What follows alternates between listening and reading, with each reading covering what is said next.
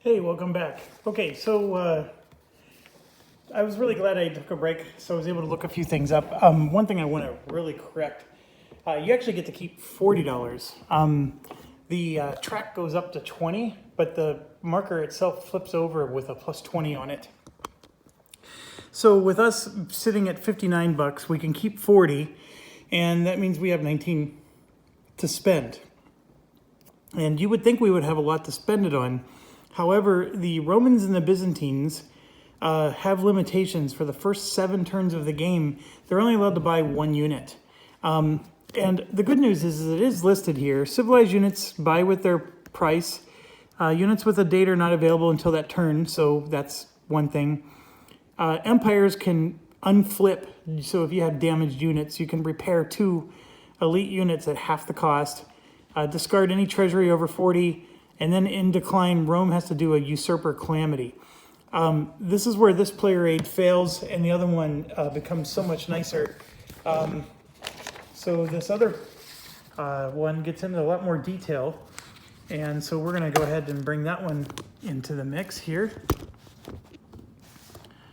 Oh, right here. So you can see there's even a special section explaining the Romans repair limits is at no cost. So if there was any damaged, they would get repaired, but by turn 8, they're no more. They get flipped over to their unit side. The Romans can hire as many barbarian auxiliaries as they like, but they can only hire 1 national unit. So when I say buy 1 unit, it's 1 national unit. And I'm not sure that any are available at all. So I'm reaching across the table to grab the, this is the Byzantines, but I'll keep that nearby because we're going to need it soon.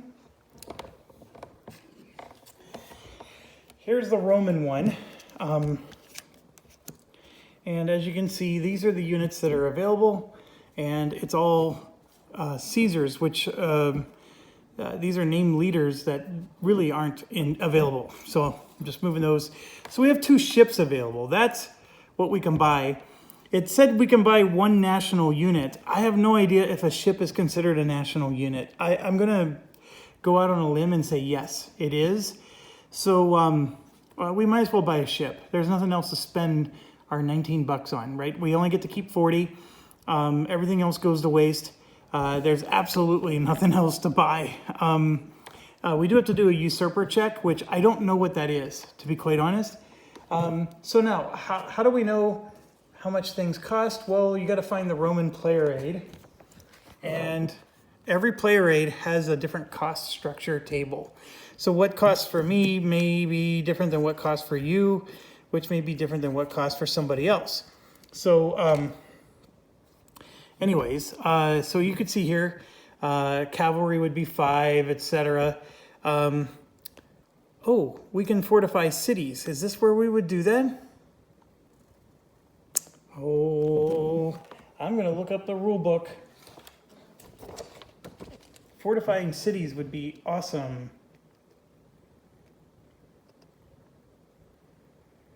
I don't think it is.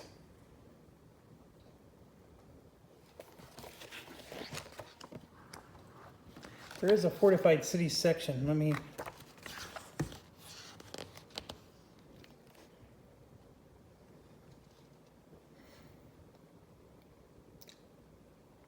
But here you go. Fortified city costs 15 during an administration phases purchase step. So we could fortify a city if we wanted. That's a lot of money, of course, but getting a fortified city will help prevent the city from falling if it were ever to be attacked, of course. 15 bucks is a lot of our 19 that we have available, but so that's one thing. And then I think you could even build a city. How do we do that? That is also covered here. And what's interesting is that fortify a city is not anywhere listed in the purchase section.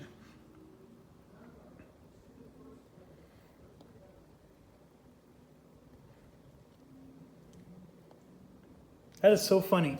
If it wasn't for the fact that it was listed here on this table, I would never have known that I could. But just so you're wondering, the fleet is 10 bucks. So if we wanted to buy a fleet, it would be 10. I'm thinking maybe we buy a fleet and we fortify a city. But if I want to build a city on a city site, it says a city site is a spot on the map where a new city may be built as a result of an event or the foundation of a kingdom. So it's only as a result of an event. So you can't just build cities willy-nilly. But you can fortify them once you have them. Okay, so that answers that question. So both of these player aids get a C minus for failing to talking about fortifying a city. So, I mean, clearly it says you can buy units, and the fortified city is in there, but I'm going to put down can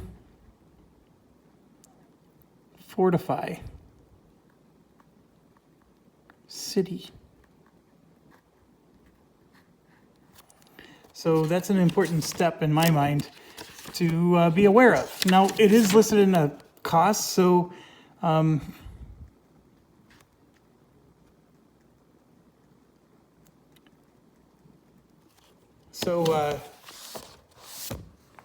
mean, it's not like it's that much of a secret, but I mean, for me, I would have questioned.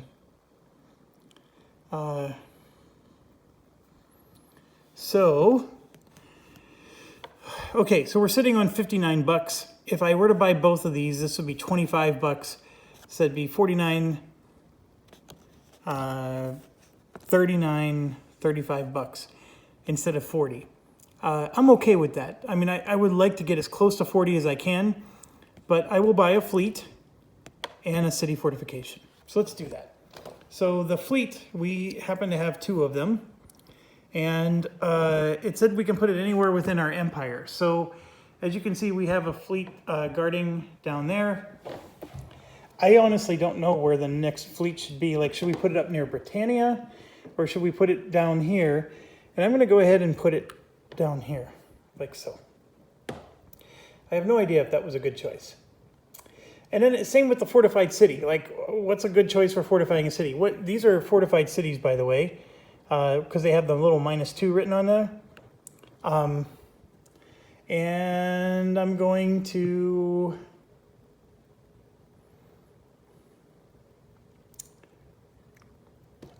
there's a part of me that wants to fortify up in Britannia, but I think I want to fortify here in Italy, like Venice, right?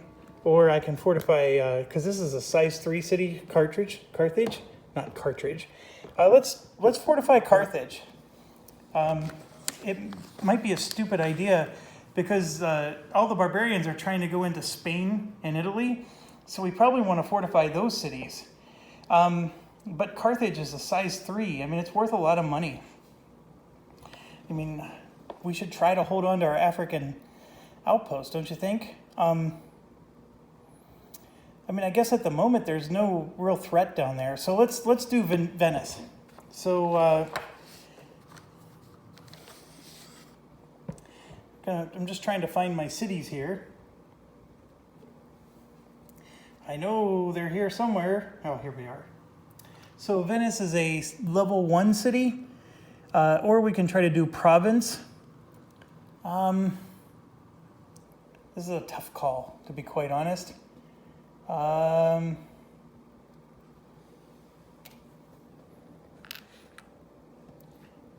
going to do that one right there. That's a level 2 city.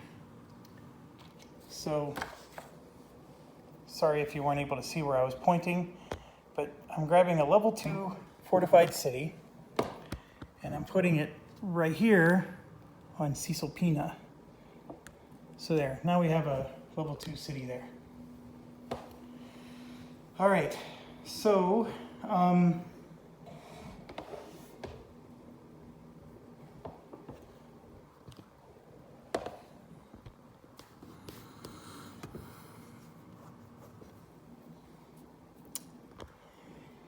that is Rome. Oh, and then I think we calculated we have $35 left. So Rome has this little marker. We flip it over to the plus 20 side and put it on the 15. So 20 plus 15 is 35. And gosh darn it, we got to do this through 2 more nations. This is brutally long. It'd be really nice if somebody could make a player aid that lets you keep track of your income. So as provinces and territories get taken and conquered, you can just like move a marker. So you always know what your income's going to be. And when you get to this step, it's just bam, you do the income step and you don't have to do all this. But anyways, so now we go to the Persians, and they're a kingdom, and the way they calculate it is completely different. So let's grab our setup again. And this time we're going to just trust this. Actually, we probably should do the exercise one more time, but here they're saying we're going to make 41 bucks. And the reason we're going to make 41 bucks is we're going to get 21 for provinces, 10 for cities, 5 for our capital, 2 off map, and 2 from tribute. And it's really going to be 40 bucks because we're going to only get nothing from the caravan and nothing from commerce. So let's see how this works, because kingdoms are different. The income for kingdoms is still the same. They get money for their cities level. They only get 5 for their capital, as you probably noticed on that sheet. They still get money for commerce. The difference is they count provinces. So they get money for provinces, and it's the revenue of the provinces. And that revenue, we talked about this before, is these red numbers. So that would be the province revenue. Now, the Persians only control 2 areas, Mesopotamia and Persis, which is part of the issue that they are dealing with here. And so it's a big mess because you can see all the units that are there. But let's start with the cities, for example. This is 5 for the capital, and then 3 because it's a size 3 city. This capital goes somewhere.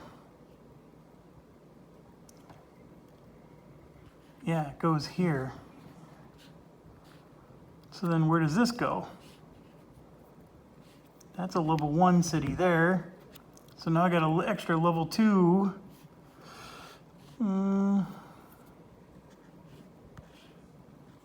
That's a 1.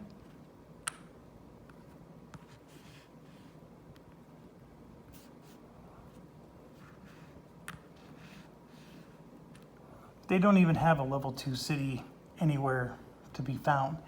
So I think this marker was erroneously there. So let's figure this out.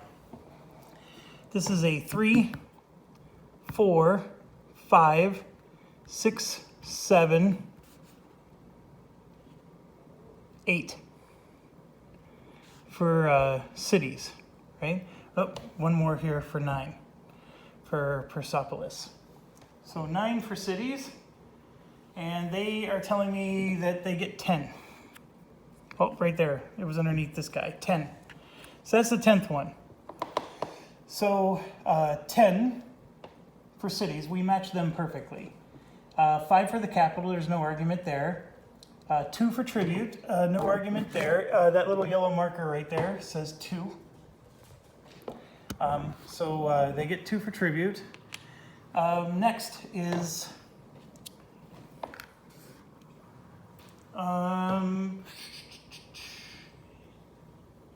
it says they get $2 for off map, and I believe that is this right here. So that red 2. So they're getting off map. They get nothing for commerce, and so you can see here there's a C zone here, but you would need to build a city here, and they don't have one.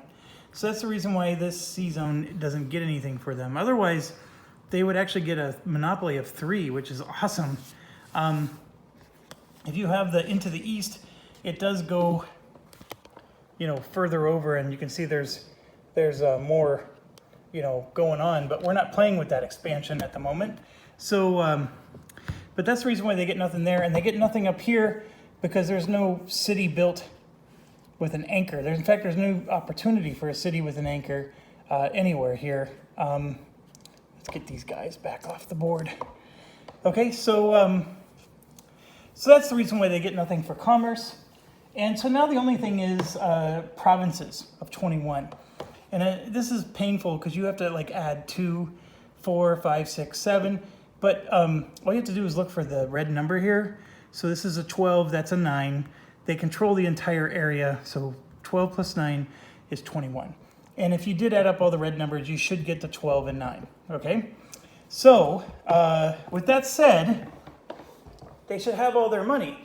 However, as you noticed, there is a pillage marker. So they only get half if it's looted. But that city is actually not looted because that city doesn't exist. That's an interesting one. That's an empty city spot. Let me think about this. So if it's an empty city spot, did they really get a loot token there? They shouldn't have.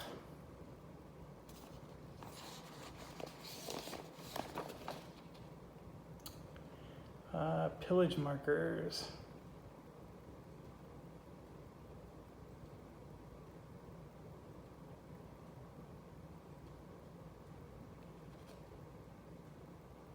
It says city site.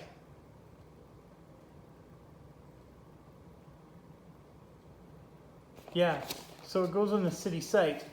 The thing is if there's a pillage marker on the city site, does that mean we only get half? No, see, we only get half the income if the city's looted.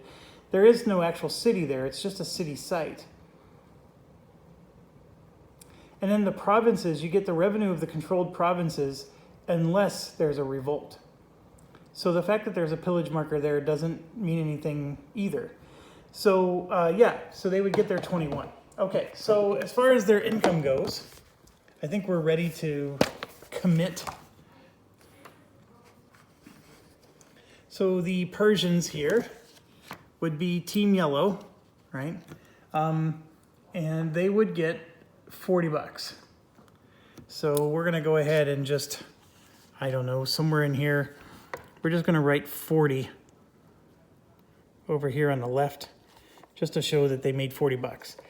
Okay, now here's the real stickler. They have a different set of expenses, and they do have to do a recovery from pillage because there was a pillage marker. So let's go through that and see how this plays out. And then of course we may have to flip to the other player aid, which has just a tad more information sometimes, but not always. Okay, so I gotta get the score sheet out of the way because it's getting in the way of all my player aids. So many papers, folks. Okay.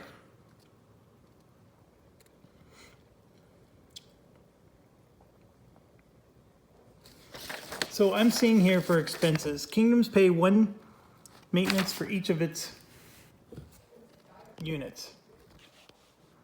A leader costs nothing, empires pay no maintenance. So the kingdom has to pay 1 for every unit. Then they have to pay 1, you know, for a suzerain, all these other things. They don't have any heresy, they don't have any decline markers, just 1 maintenance for each unit. So I'm gonna just go check this other one.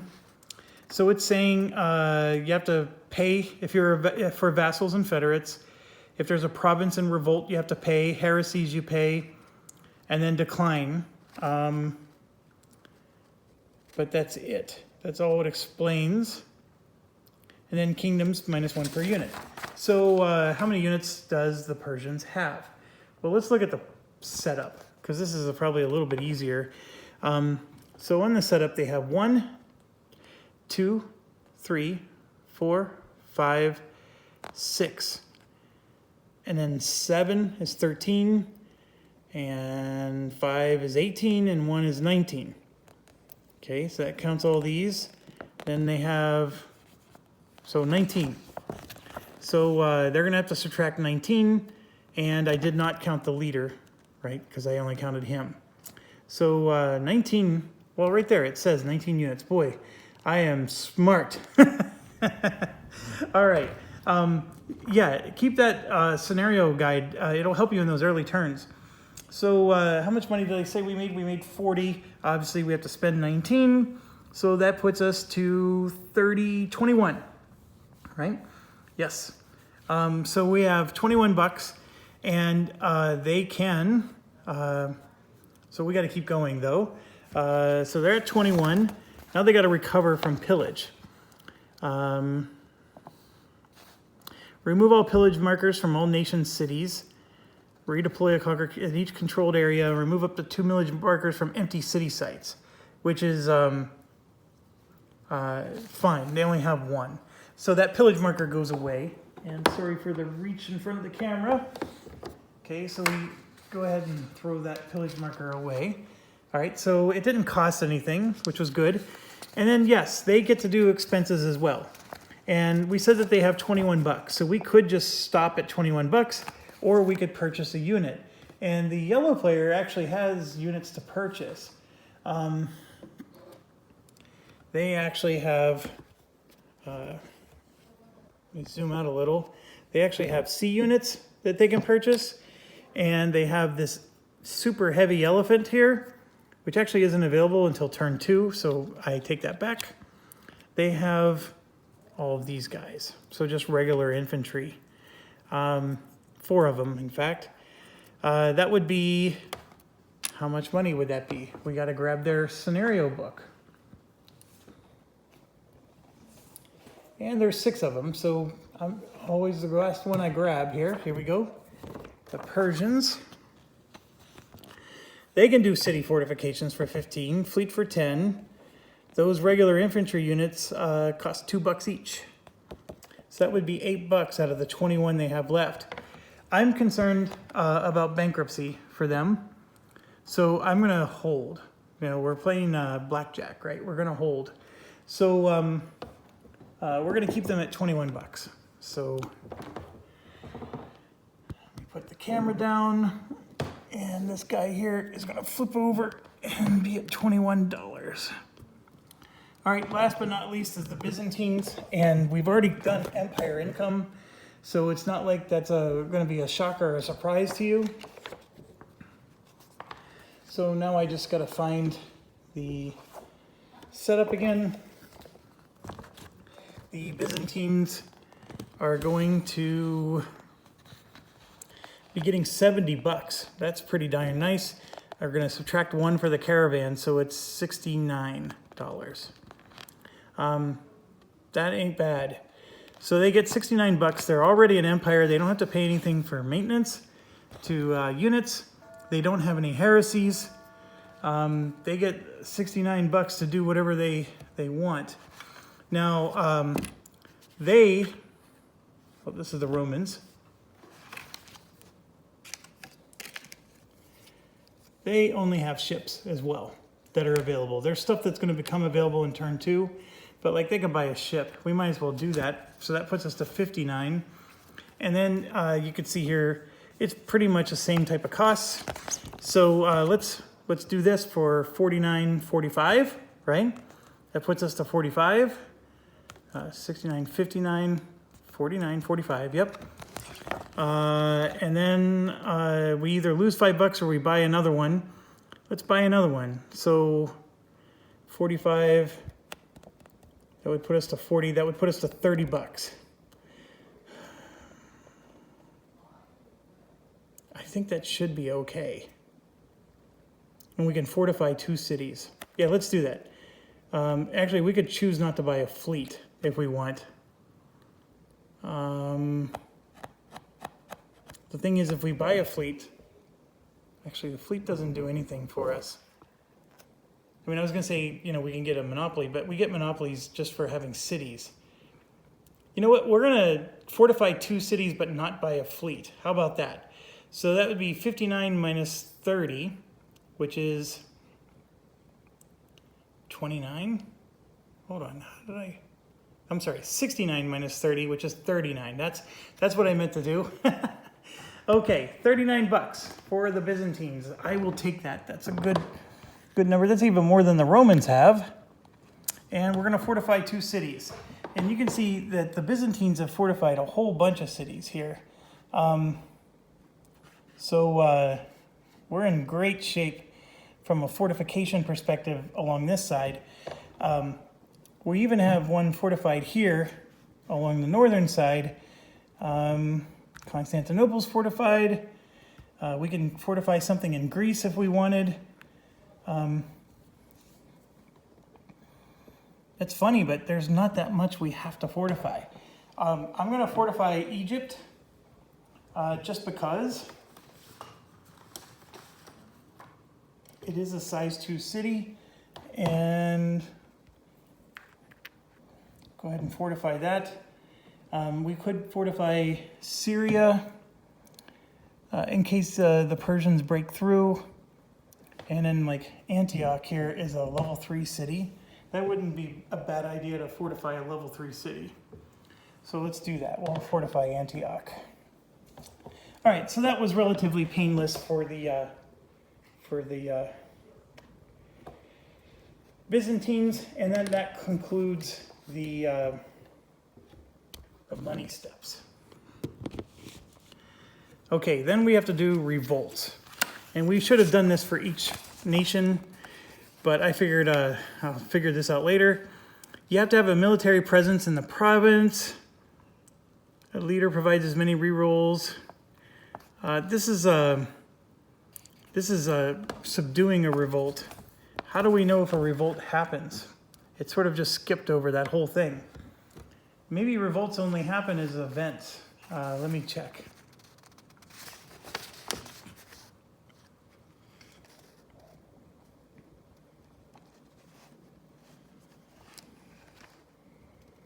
Yeah, this is revolt subdual.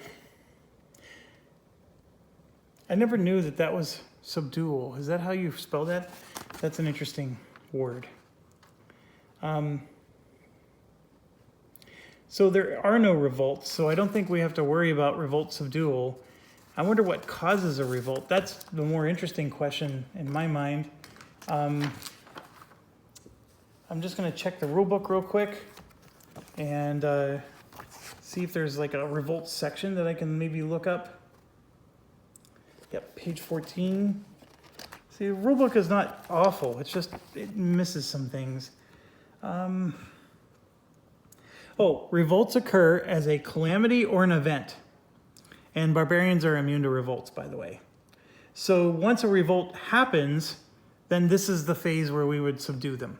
So we don't need to subdue any revolts. So that part is good. Very happy with that. I was thinking that that's where revolts occur. So I believe we're done with the administrative phase. And we are now ready to embark on the military phase. And I know this was a short video, but I will go ahead and stop. And I will start another video, and we will get into the conquering phase. And then, of course, we start with the barbarians first. So thanks for watching. Stay awesome. Stay healthy and safe. So far, I'm feeling really good about this playthrough. I hope you guys are enjoying this and finding this helpful.